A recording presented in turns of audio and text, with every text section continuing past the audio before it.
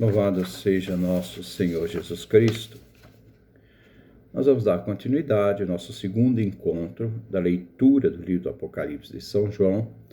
Nós sempre teremos dois encontros, um será a leitura do texto, o outro será considerações sobre o texto, sobre o livro do Apocalipse.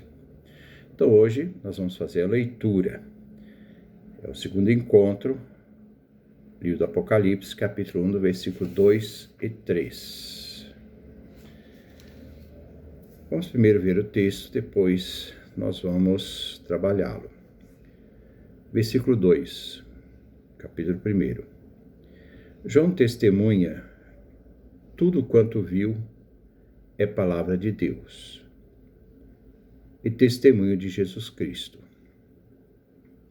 Feliz aquele que lê e aqueles que escutam as palavras desta profecia, se praticarem o que nela está escrito, pois o tempo está próximo. Então vamos trabalhar essa pequena parte do primeiro capítulo do livro de São João. Vamos dar continuidade à nossa leitura do livro do Apocalipse. Lembrando que sempre teremos dois encontros sobre o Apocalipse. Um se refere às considerações sobre o livro do Apocalipse, e este agora faremos a leitura do livro do Apocalipse. Então, vamos dar continuidade. Versículo 2. João testemunha que tudo quanto viu é palavra de Deus e testemunho de Jesus Cristo.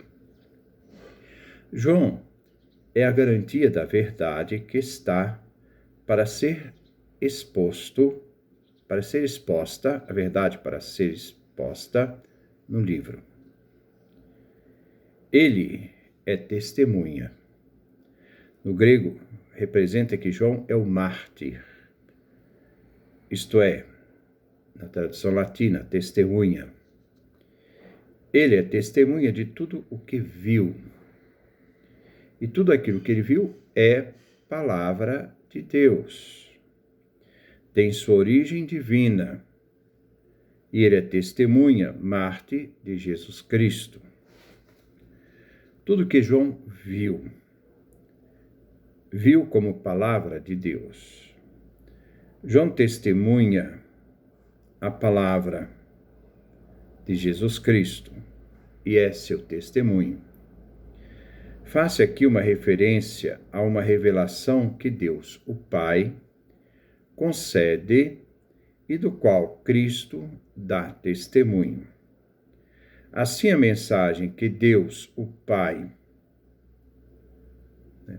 constatada por Jesus, a testemunha mártir, consiste em tudo aquilo o que João viu em sua visão.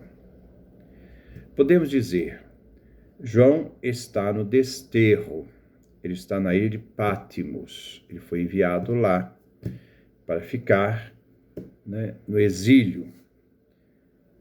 E lá vem constituído testemunha de tudo o que viu e ouviu. Visões e anúncios. Não se trata de fatos conhecidos, como os apóstolos deviam testemunhar. Mas este escrito tem autoridade divina, é palavra de Deus. É profecia e testemunho de Jesus Cristo, por isso, palavra de Deus. A revelação tem sua origem em Deus, o Pai, por mediação. Isso é o testemunho de Jesus Cristo. Este testemunho foi comunicado a João por meio do seu mensageiro, o anjo, a fim de que o que João viu fosse partilhado com as 7 igrejas da Ásia Menor, as igrejas destinatárias do livro do Apocalipse.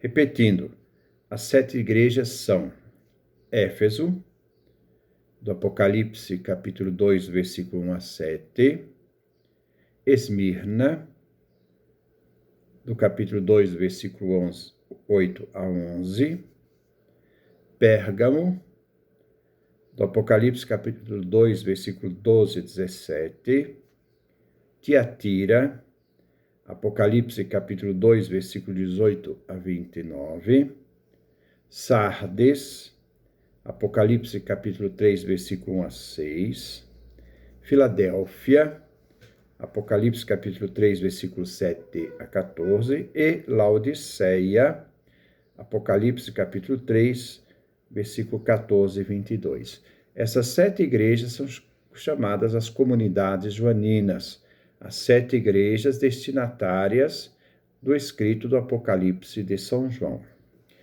Tudo o que João viu é palavra de Deus, testemunho de Jesus Cristo.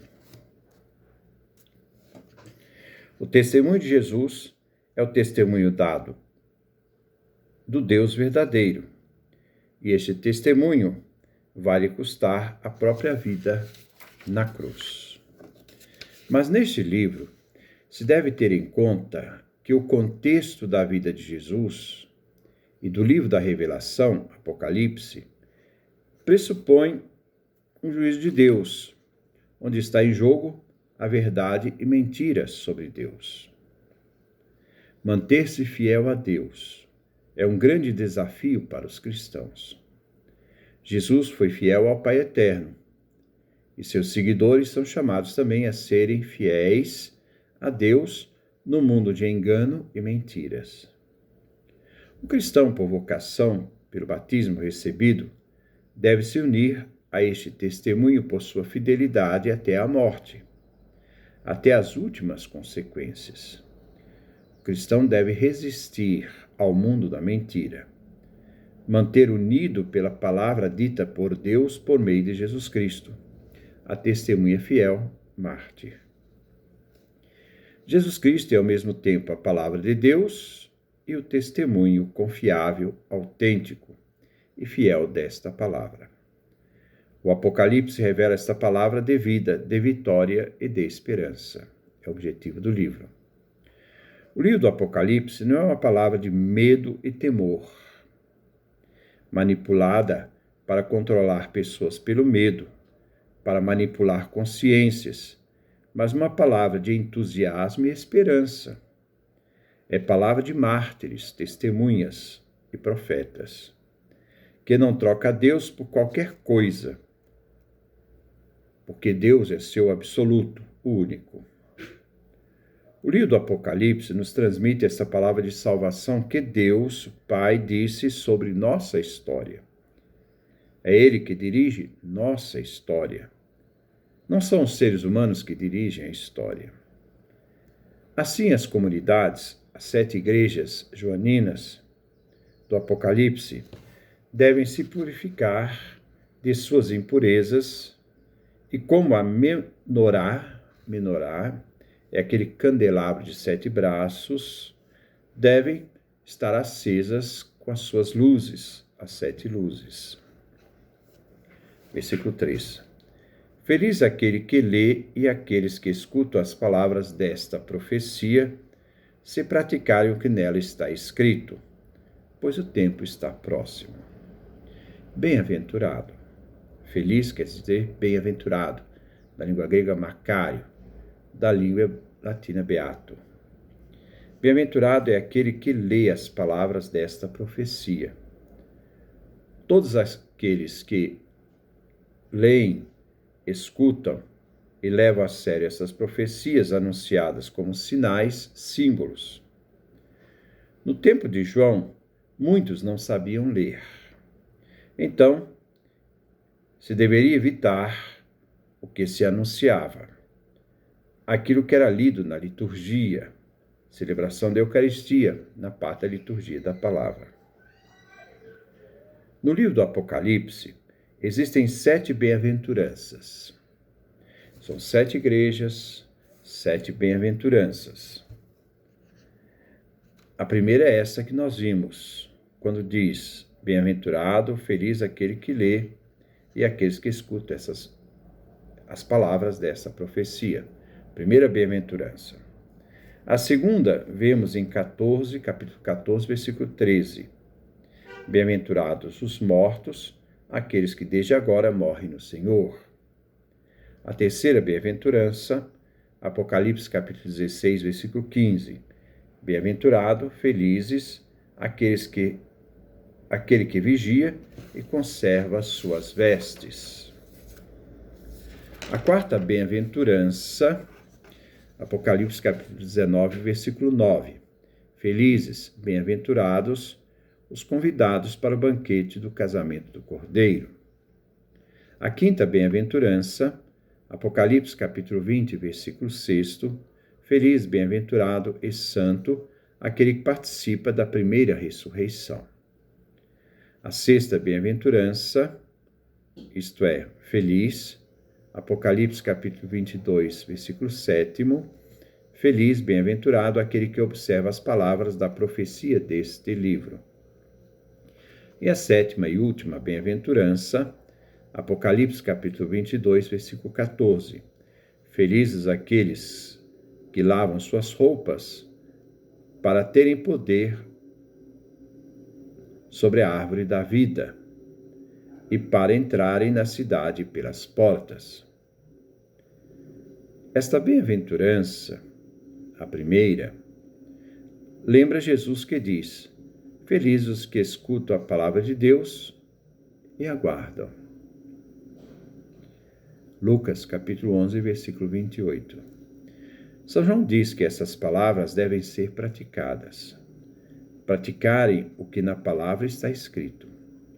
Essa referência é muito importante, pois significa que o livro tem caráter moral e não mera pregação de acontecimentos. Viver de forma ética e moral os ensinamentos do livro. Assim, o livro do Apocalipse vem caracterizado com esta felicidade, esta bem-aventurança.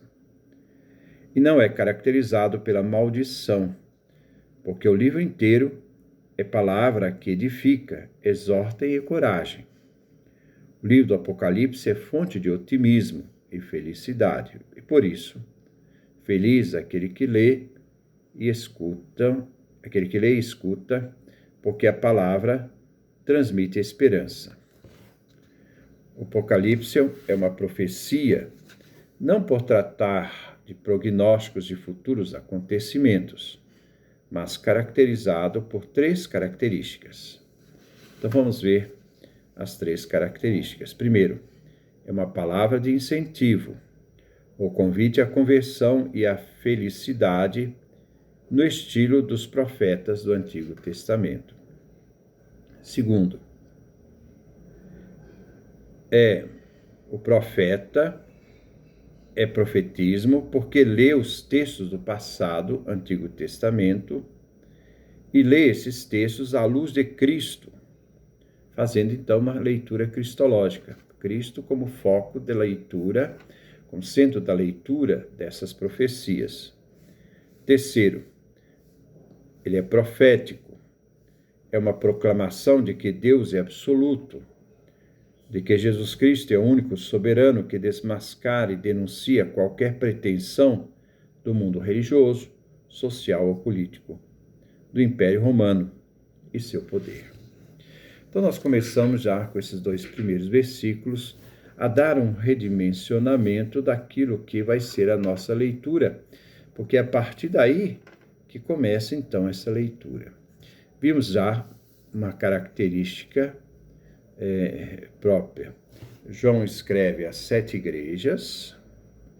Então, sempre, depois nós vamos trabalhar essa simbologia dos 7. Existem 7 bem-aventuranças, felicidades, né? E assim nós vamos ver também essa questão do número e toda a sua simbologia. Nós vamos começar também a tratar no nosso próximo encontro, já a partir de também dessa simbologia dos 7. Então, que Deus nos dê a sua graça, a sua bênção, a sua face resplandeça sobre nós.